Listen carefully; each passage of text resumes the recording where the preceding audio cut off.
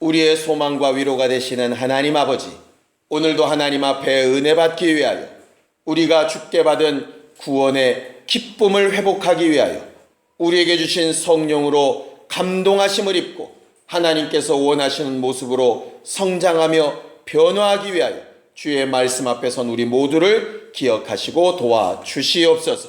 말씀을 전할 때에도 들을 때에도 한 성령으로 주의 뜻을 분별할 줄 알게 하여 주시옵시고, 누구든지 내 아버지의 뜻대로 행하는 자라야 나를 사랑하는 자고 하나님의 나라에 합당한 자라 하신 주의 말씀이 이루어지는 귀한 시간이 되게 도와주시옵소서. 하나님을 사랑하여 믿음으로 헌금한 모든 손길들 위에 복을 더하여 주시옵시고, 저들이 물질이나 육신 때문에 고민하거나 근심하지 않게 도와주시옵시며, 자기 영혼을 위하여 또 우리에게 맡기시고 부탁하신 영혼들을 위하여 근심하며 하나님의 뜻대로 회개하며 하나님의 말씀대로 순종하여 행하는 우리 모두가 다 되게 도와주시옵소서. 오늘 예배하는 우리 모두가 하나님이 칭찬하실 만한 믿음의 사람들이 되게 도와주셔서 듣는 말씀을 우리의 삶에 적용시킬 수 있는 귀한 지혜와 영감이 있도록 도와주시옵소서. 예수님의 이름으로 기도하였습니다. 아멘. 하나님의 말씀은 마태복음 15장 21절에서 28절까지 말씀을 함께 같이 합독하겠습니다. 마태복음 15장 21절에서 28절까지 말씀을 우리 함께 합독하겠습니다. 함께 읽습니다. 시작. 예수께서 거기서 나가사 두로와 시돈 지방으로 들어가시니 가나안 여자 하나가 그 지경에서 나와서 소리질러 가로되, 주 다윗의 자손이여 나를 불쌍히 여기소서. 내 딸이 흉악히 귀신 들렸나이다 하되, 예수는 한 말씀도 대답지 아니하시니 제자들이 와서 청하여 말하되, 그 여자가 우리 뒤에서 소리를 지르오니 보내소서. 예수께서 대답하여 가라사대, 나는 이스라엘 집에 잃어버린 양 외에는 다른 데로 보내심을 받지 아니하였노라 하신대, 여자가 와서 예수께 절하며 가로되, 주여 저를 도우소서. 대답하여 가라사대, 자녀의 떡을 취하여 개들에게 던짐이 마땅치 아니하니라. 여자가 가로되, 주여 올소이다마는 개들도 제 주인의 상에서 떨어지는 부스러기를 먹나이다 하니, 이에 예수께서 대답하여 가라사대, 여자야 내 믿음이 크도다. 내 소원대로 되리라 하시니 그 시로부터 그의 딸이 나으니라. 아멘. 우리 하나님은 믿음으로 일하시는 하나님이십니다. 우리가 지난주부터 칭찬받는 믿음을 가진 교회가 되자 하는 제목으로 말씀을 나누고 있습니다. 지난주 설교를 혹시 기억하시는지 모르겠는데, 예수께서 내가 이스라엘 중에 이만한 믿음을 본 적이 없다 하셨던 백부장의 믿음을 우리가 봤지요. 자기의 문제가 아니라 자기 하인의 중풍병 걸린 것을 마음에 안타까워서 선한 마음을 가지고 예수께 와서 고쳐주시기를 구했고, 예수께서 직접 가서 고치시겠다고 하는데도 하나님의 말씀에 권위를 두고 말씀으로만 되면 됩니다 하는 것을 믿음으로 고백하고, 그 믿음의 출발이 자기의 삶에서 나온 것이었기 때문에 하나님께서 대단히 칭찬하신 믿음이었다라고 지난주에 우리는 그렇게 배웠습니다.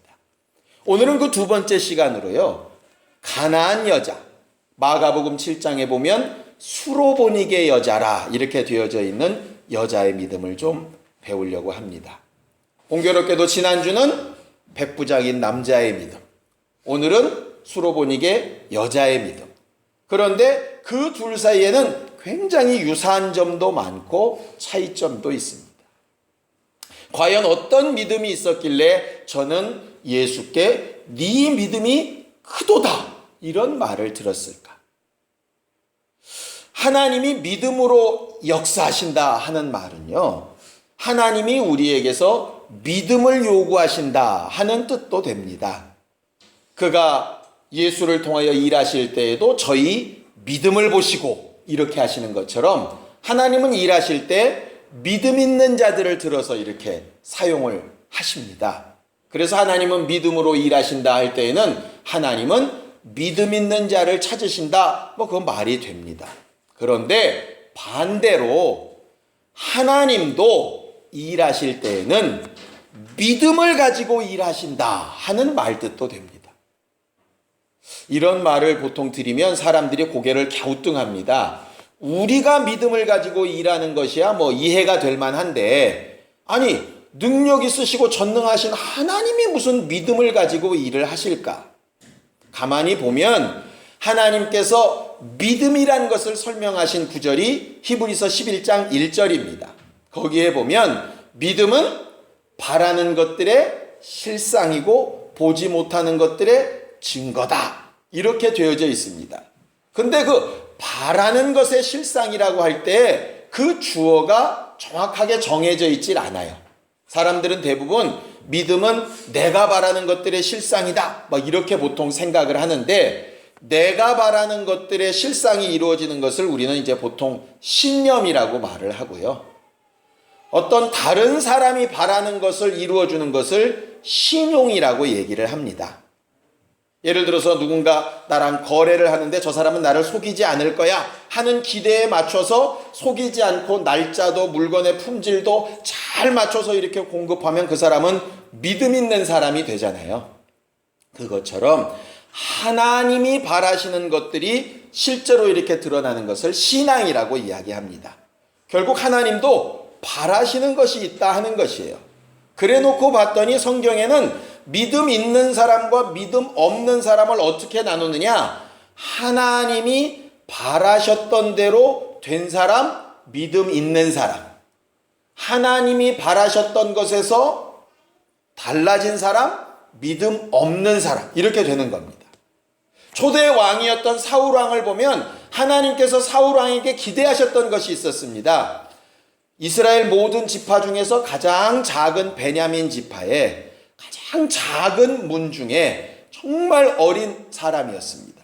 그래서 스스로 너무 작게 여겨서 왕이 되라고 하니까 정말 수레 밑에 숨어가지고 피할 만큼 그렇게 겸손한 사람이었습니다. 하나님께서 그에게 기대를 거셨어요. 저만큼 겸손하고 자기 자신을 잘 아는 사람이라면 왕으로 지내는 동안에도 절대적으로 내 말을 듣고 겸손히 잘 하겠지 하는 하나님의 기대, 하나님의 믿음이 있었다 이 말이죠. 그런데 사울은 결국 그 믿음을 배반하게 되죠. 그 믿음을 배반했을 때 하나님도 그에게서 떠나시고 그를 도우실 수도 없고 역사하실 수도 없습니다. 우리는 그냥 사울만 봤을 때 사울이 믿음 없다 이렇게 얘기하지만, 사울이 믿음 없다는 얘기는 엄격하게 보면 하나님의 기대에 미치지 못했다 그 말입니다. 다윗은 반대로 하나님의 마음에 합한 사람이라, 그래서 믿음의 사람이라 이렇게 이야기하죠. 우리가 제일 잘 아는 믿음의 조상이라고 하는 아브라함도 마찬가지 아닙니까? 하나님께서 100세에 낳은 아들인 이삭을 내게 번제로 바쳐라 하셨을 때 그 바쳐라 하실 때 하나님 안에는 믿음이 있으시다 이 말이죠. 어떤 믿음? 저는 100세에 낳은 아들이라도 내 명령대로 번제로 바치려고 할 것이다 하는 믿음. 그 하나님의 믿음에 합하면 그는 믿음이 있는 사람이 되는 겁니다. 결과적으로 믿음은 한쪽에서 일방적으로 요구하는 게 아니라 쌍방간에 되어지는 문제예요. 목사는 성도들을 믿습니다. 정말 이렇게 설교하고 가르치면 생활 가운데서도 그 말씀이 잘 적용되어져서 좀 더 나은 신앙생활을 하리라고 믿고 말씀을 전하는 거고요. 성도들은 목사가 말을 할 때 일일이 그 구절들을 다 찾아보지 않더라도 제대로 된 성경에 있는 지식을 말할 것이라고 믿고 듣는 거 아니겠습니까? 결과적으로 서로 간의 믿음이 딱 맞아 떨어질 때 비로소 온전한 관계가 되는 것처럼 하나님이 믿음으로 일하실 때에도, 하나님이 믿음을 요구하실 때에도 결국 그것을 요구하시는 것이라 이 말이죠. 우리가 하나님의 말씀을 듣고 보고 배우는 이유가 뭡니까? 하나님의 기대가 어디에 있는지를 알려고 배우는 것입니다. 우리가 흔히 하나님의 뜻이라고 하는 것, 하나님의 뜻이 뭐냐면 결국 하나님의 기대입니다. 하나님께서 그의 아들 예수를 이 땅에 보내셨을 때에도 기대하신 것이 있어요. 아버지의 말씀에 순종하고, 아버지가 하라 하시는 말씀과 행동으로만 일하고, 마지막 순간 십자가 달려 죽기까지 순종하고, 그가 부활로 일으켜 세우실 때까지 무덤에서조차 끝까지 순종하고 계실 것이라 하는 그 믿음 말입니다. 결국 예수는 그 믿음에 합당하게 행동하셔서 정말 큰 믿음, 칭찬받은 믿음으로 설 수 있었다 하는 것이죠. 우리가 칭찬받는 믿음을 가진 교회가 되려면 결국 하나님이 바라시는 하나님의 기대, 하나님의 믿음을 잘 알고 그 하나님의 믿음에 합하려고 해야 되는 것이 결국 우리가 하나님 앞에 구해야 되고 행동해야 될 믿음의 능력입니다. 신앙생활이 뭐냐? 결국 하나님의 기대에 합하여져 가는 것이 바로 신앙생활입니다.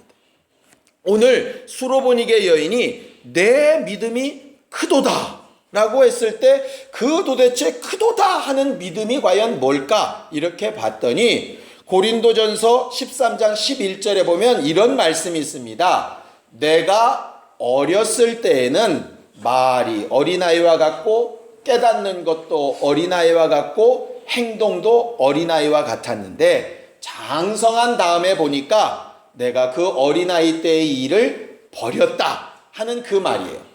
그러니까는 큰 믿음이란 얘기는 믿음이 분량이 많고 적고란 얘기가 아니라 장성한 사람의 믿음, 어린아이의 믿음이 다르다 하는 것이죠. 어린아이의 믿음과 장성한 사람의 믿음은 분명히 이렇게 갈라집니다. 어린아이의 믿음은 굉장히 단순하죠. 엄마 아빠가 내 원하는 대로 해주면 좋은 사람, 나쁜 사람? 좋은 사람.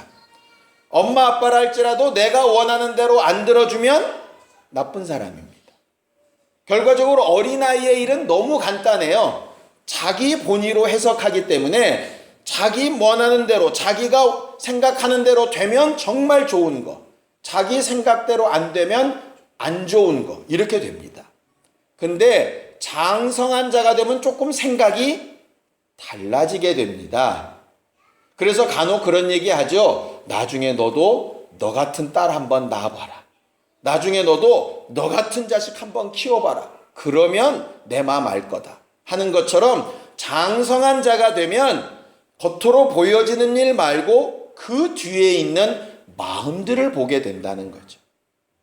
그래서 그 다음부터는 왜 그렇게 했는지, 왜 그럴 수밖에 없었는지, 그럼에도 불구하고 정말 나를 사랑하신 그 사랑으로 어떻게 일하셨는지가 보인다 하는 것이죠.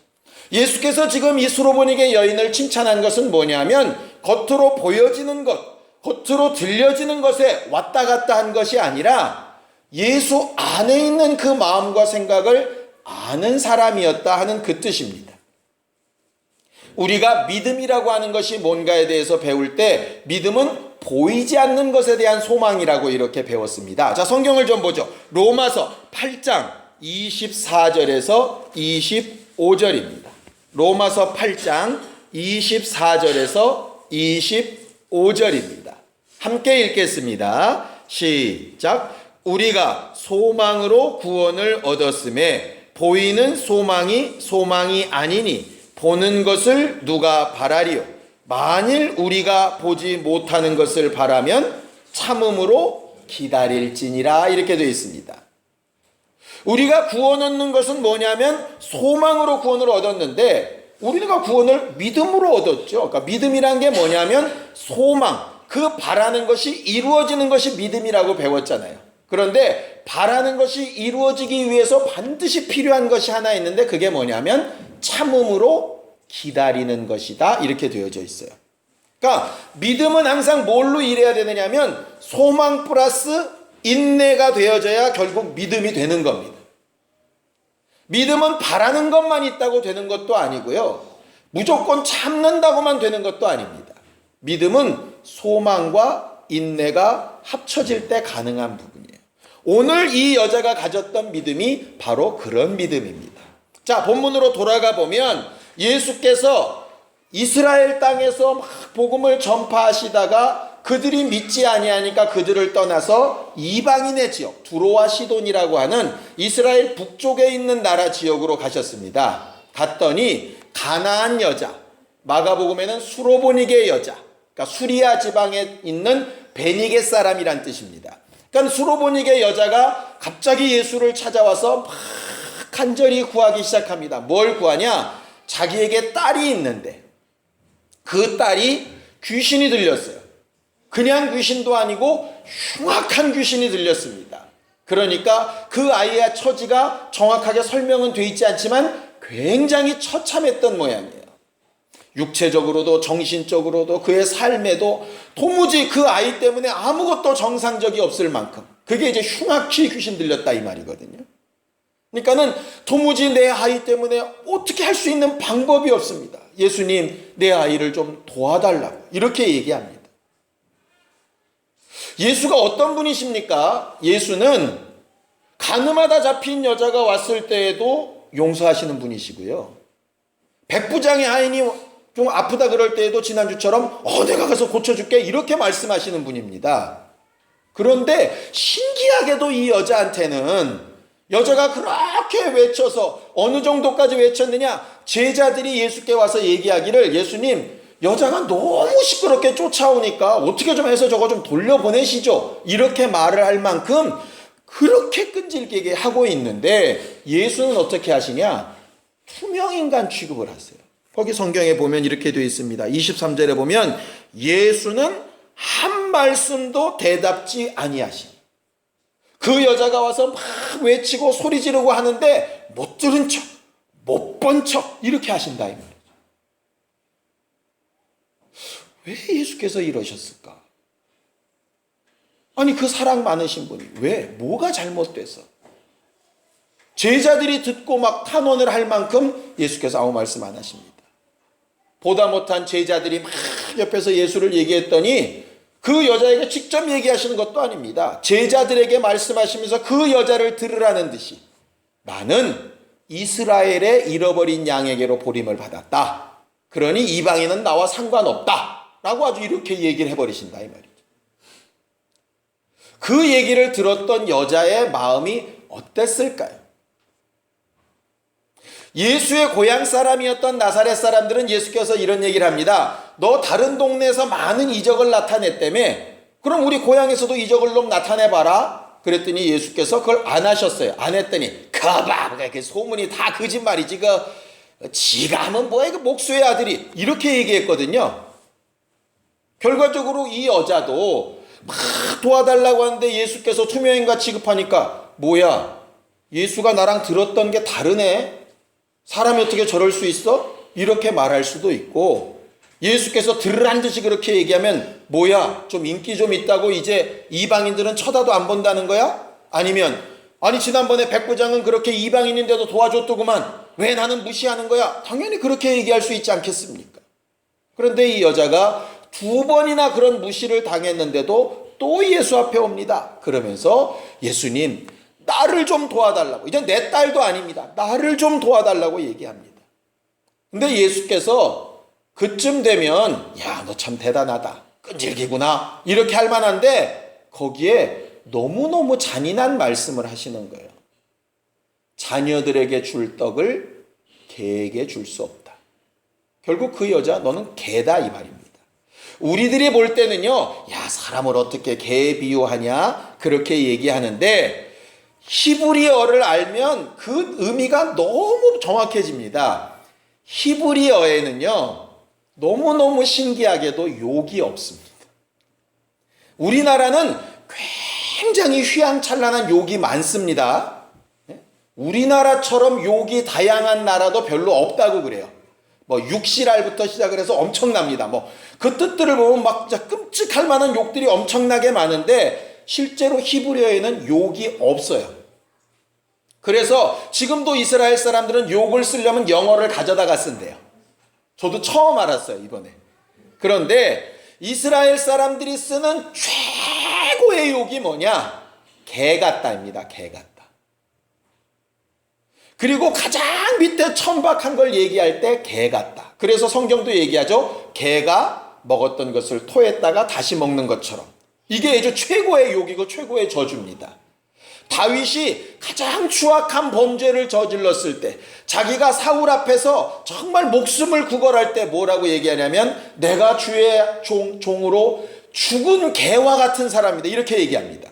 그러니까 이스라엘 말, 히브리 말에서 개는 최하급이에요. 최하급. 예수께서 지금 쓰실 수 있는 최고의 말을 쓰신 거라고요. 최고의 말을.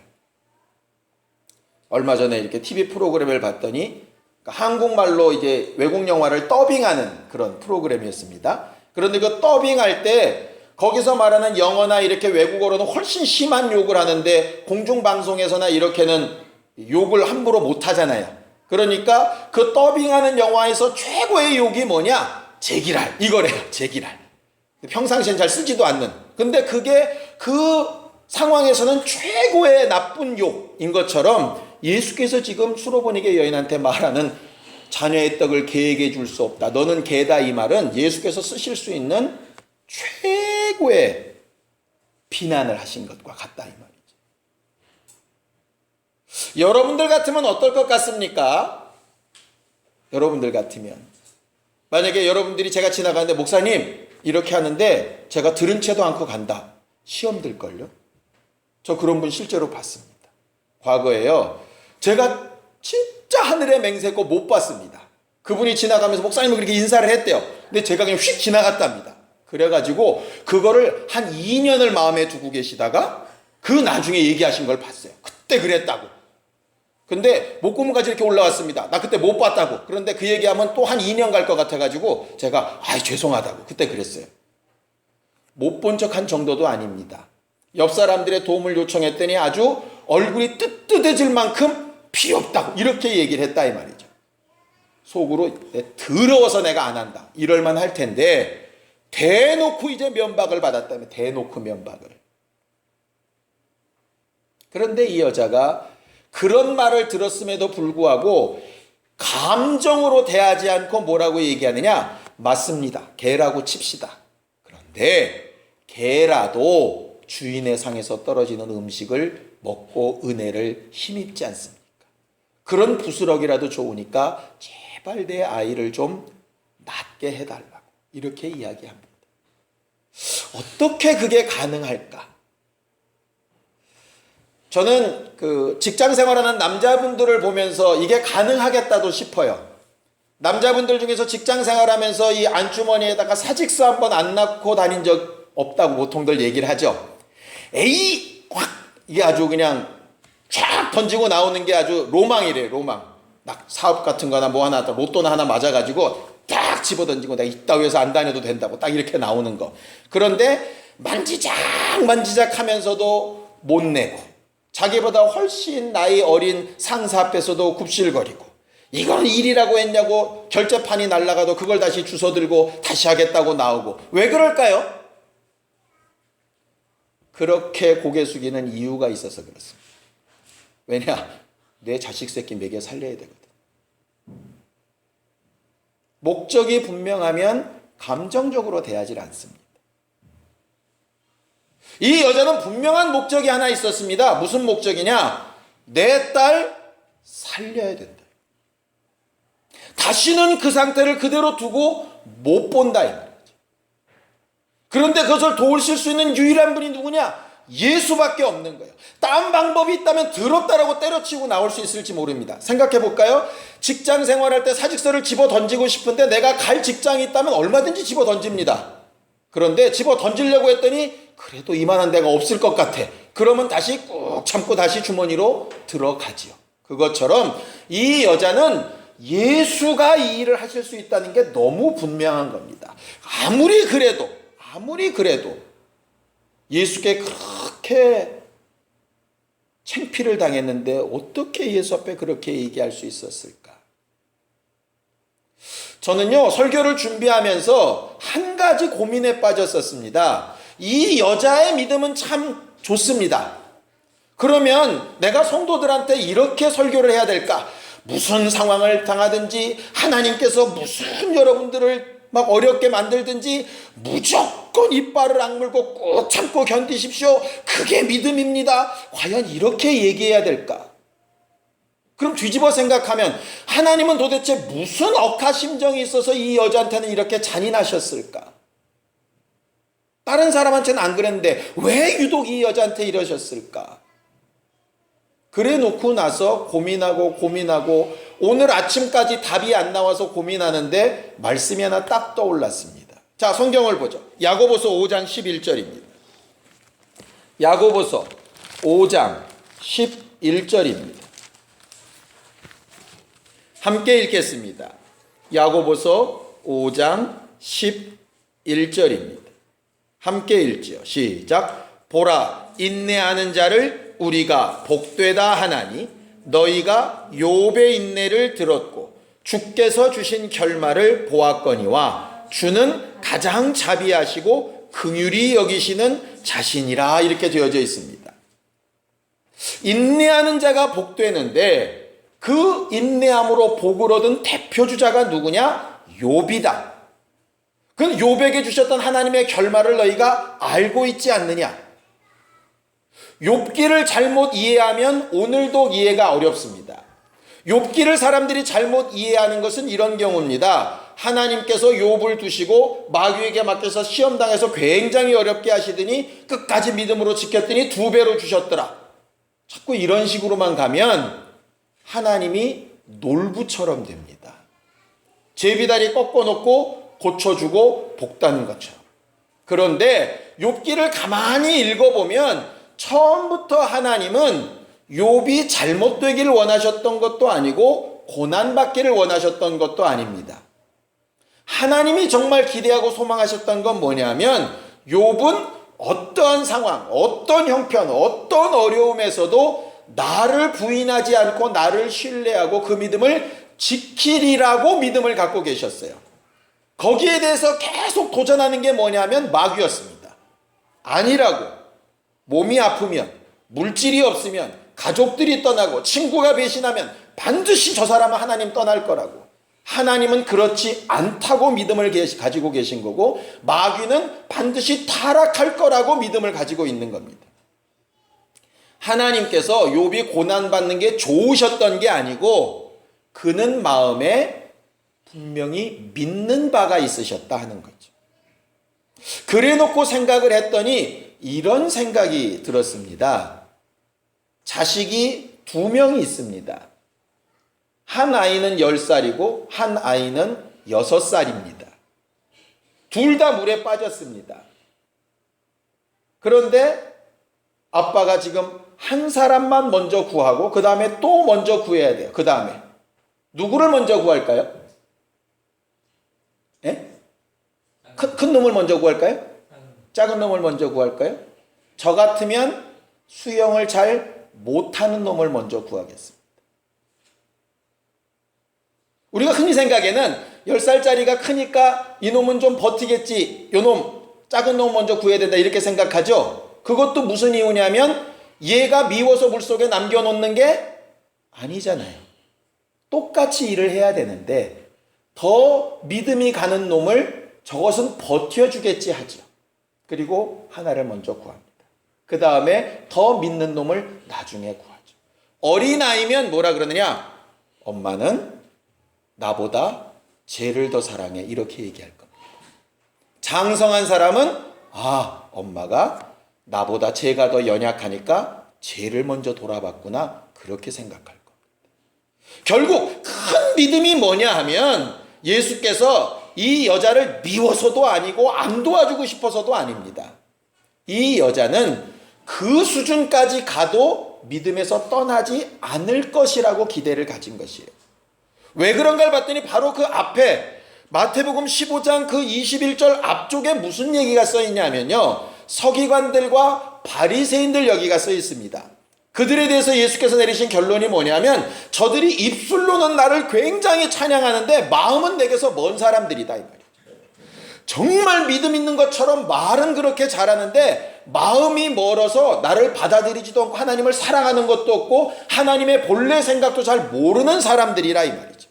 그런데 이 이방 여자는 어떤지 아느냐? 이렇게까지 내가 얘기를 해도 구원의 주인이 나밖에 없음을 알고 그렇게 감정을 건드려도 감정으로 일하지 않고 정말 내가 그를 사랑함과 자비함과 긍휼으로 일하는 자라는 것을 믿고 끝까지 쫓아온 자다. 그러니 이 믿음이 크다라고 비교해서 보이신 것이라 이 말이죠.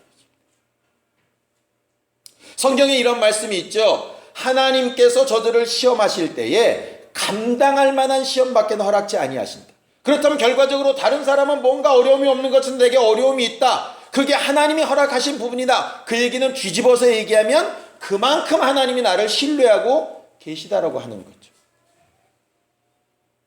아이가 둘이 있는데 한 아이는 두고 한 아이를 심부름을 시킵니다. 더 믿음만한 놈을 시키겠죠. 더 어려운 일을 시키면 더 힘이 있고 나은 놈을 어려운 걸 시키겠죠. 시킴을 받은 사람이 그 상황에 처한 아이들이 부모의 마음을 제대로 알면 오해하거나 시험 들지 않을 겁니다. 우리가 정말 큰 믿음, 칭찬받는 믿음을 가지려면 결국 뭐 해야 될까? 하나님의 가장 깊은 마음, 그 뜻이 과연 어디를 향하고 있는가를 보는 게 가장 중요하리라 생각합니다. 성경에는 불의한 재판관 앞에 와서 막 몸부림치며 기도했던 한 과부의 이야기를 쓰고 있습니다. 이렇게 그 여자가 강청하니까 하나님도 두려워하지 않는 재판관일지라도 귀찮아서라도 그의 모든 간청을 들어주었다. 그런데 그 말의 맨 마지막 절에 뭐라고 되어 있는지 아십니까? 그런데 인자가 다시 오게 되는 그날에 이 세상에서 그런 믿음을 과연 볼 수 있을지 모르겠다. 이렇게 기록하고 있습니다. 우리에게 인내가 필요한 것은요, 하나님의 뜻을 받은 후에 증거를 받기 위함입니다. 우리가 하나님 앞에 기도하며 간구하며 생활하는 모든 과정 가운데 어려움도 있을 수 있고 아픔도 있을 수 있습니다.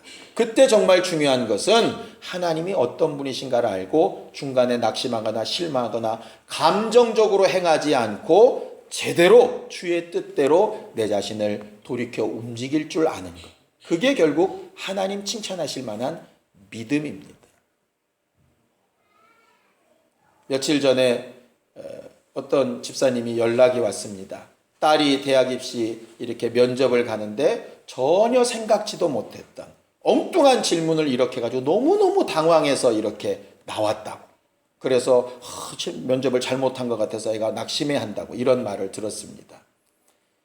면접 같은 거 이렇게 받아보신 분, 또 면접을 해보신 분들 알지만 이상하게 꼭 그런 이상한 질문들을 하지요. 또 아버님 얘기를 해서 좀 그렇지만 저희 아버님도 한국은행에 처음 가셨을 때 그냥 얼굴에 점 많은 거 가지고 이렇게 아주 기분 확 상하게. 왜 그렇게 할까요?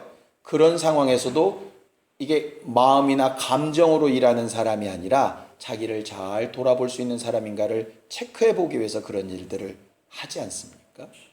하나님께서 우리에게 무언가를 허락하시고 역사하셨을 때에는 하나님의 믿음이 담겨 있다고 믿었으면 좋겠습니다. 그리고 그 믿음에 합한 사람이 되기를 사모할 수 있는 사람이 되었으면 좋겠어요. 상황이 이렇다고 뒤집어지고 형편이 이렇다고 바뀌어지고 하는 건 말고 정말 꾸준한 인내함으로 하나님의 역사를 기대할 수 있는 사람이 되었으면 정말 좋겠습니다. 성경을 한 구절만 읽고 마치겠습니다. 데살로니가 전서 1장 3절입니다. 데살로니가 전서 1장 3절입니다. 데살로니가 교회가 바울을 통해서 참 칭찬받는 교회가 되었는데 무엇이 그렇게 칭찬받을 만했었던가? 자, 데살로니가전서 1장 3절 함께 읽습니다. 시작. 너희의 믿음의 역사와 사랑의 수고와 우리 주 예수 그리스도에 대한 소망의 인내를 우리 하나님 아버지 앞에서 쉬지 않고 기억함이기 때문이다 이랬습니다. 교회에는 세 가지가 있어야 된다고 얘기합니다. 믿음에는 역사가 있어야 된다. 믿음은 말로만 된 것이 아니라 일하는 역사, 증거가 있어야 된다. 그것을 위해서 순종함이 있어야 된다 하는 것이죠. 사랑에는 수고가 있어야 된다 그렇게 얘기합니다.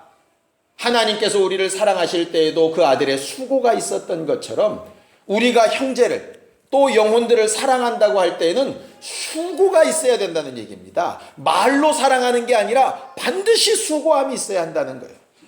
또 바라는 소망함이 있다면 그 소망함에는 뭐가 있어야 되죠? 인내가 있어야 한다는 거예요. 그래서 우리가 믿음, 소망, 사랑 이 세 가지는 항상 있을 것인데 그 얘기가 뭡니까? 결국 믿음에 순종하여 역사하는 일과 사랑에 수고하는 일과 그 소망으로 인내하는 일이 항상 있어야 교회다, 그 얘기겠죠. 이번 한 주간도 우리가 주께 받은 말씀을 따라 우리의 상황이나 환경이나 형편 가운데 하나님이 기대하시고 원하시는 그 믿음을 채워드리는 우리 모두가 되기를 예수님의 이름으로 축원합니다. 그것이 혹 우리 마음에 안 들어 보이고 혹 어쩔 때는 다른 사람들은 괜찮은데 왜 내게만 이럴까, 이런 생각이 혹 들 수 있을지라도 마치 장성한 이가 그 부모의 마음과 뜻을 알고 감정을 품지 아니하고 그 되어질 일들의 순차적인 인내함으로 모든 일을 잘 감당하는 것처럼 그렇게 감당하는 장성한 큰 믿음을 가진 우리 모든 성도들이 되기를 예수님의 이름으로 축원합니다. 시간 예수의 한번 부르고 간절히 같이 기도할 때 하나님의 기대에 부합하는 하나님께서 가지신 믿음에 합당한 거룩한 우리 모두가 되고 하나님께서 큰 믿음이라 칭찬하실 만한 장성한 우리의 신앙생활이 될 수 있게 하여 주시옵소서. 예수의 한번 부르고 간절히 같이 기도하겠습니다. 자비하시고 우리를 사랑하시는 하나님 아버지의 기대와 소망을 잘 알고 그 기대에 합한 우리 모두가 다 되어지기를 원합니다. 예수께서 예수를 3번이나 부인하는 베드로에게도 기대와 믿음을 가지고 내가 내 믿음 떨어지지 않기를 기도하노니 너는 돌이킨 이후에 내 형제를 굳게 하라 하신 말씀에 응답하여 어렵고 힘들고 정말 바닥까지 떨어지는 아픔 중에서도 회복하여 결국 주님의 교회를 세워가는 일꾼이 되었던 것처럼 하나님의 말씀이 들려지고 심기워지고 하나님의 뜻대로 살아보려고 몸부림칠 때 좋은 땅과 같이 좋은 마음으로 그 말씀을 받고 인내로 결실하는 신령한 우리 모두가 다 되게 도우시고 인도하여 주시옵소서. 우리를 구원하실 수 있는 이가 예수 한 분뿐이시고 우리에게 명령하실 수 있는 이가 예수 한 분뿐이시고 우리에게 하나님의 뜻과 하나님의 방법을 가르치시고 나타나게 하실 이가 성령 한 분뿐이신 것을 우리가 알고 믿고 의지하오니 우리의 기도가 꺾이지 않게 하시고 믿음이 시험 들지 않게 하여 주시고 감정을 따라 말씀에서 떠나지 않게 하여 주시고 어떤 상황과 형편에서도 주께서 하실 일을 기대하고 믿고 의지하며 마지막 순간에 내 믿음이 크도다 하는 칭찬을 받는 신령한 주님의 교회들이 다 되도록 우리 모두를 도우시고 인도하여 주시옵소서. 혹 여러 가지 어렵고 힘든 일을 만나 고민 가운데 낙심 중에 있는 이들이 있다면 위로하여 주시옵시되 하나님께서 저들을 믿고 기대하시고 허락하신 일들에 승리가 있게 하시고 원수들의 모든 방해들을 이겨 승리하는 믿음의 결과들을 보일 수 있게 도와주시옵소서. 그런 성도들이 모인 우리 교회가 정말 주님의 마음에 합한 아름답고 건강한 교회로 성장할 수 있도록 도와주시옵소서. 예수님의 이름으로 축복하며 기도하였습니다. 아멘.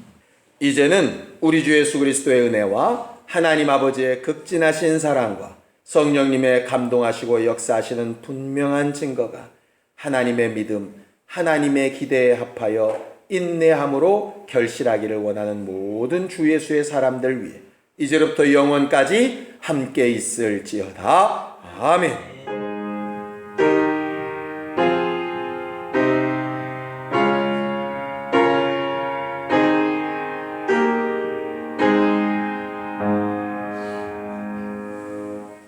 우리 예배 받으신 하나님 앞에 감사하는 박수 끝내겠습니다. 수고하셨습니다.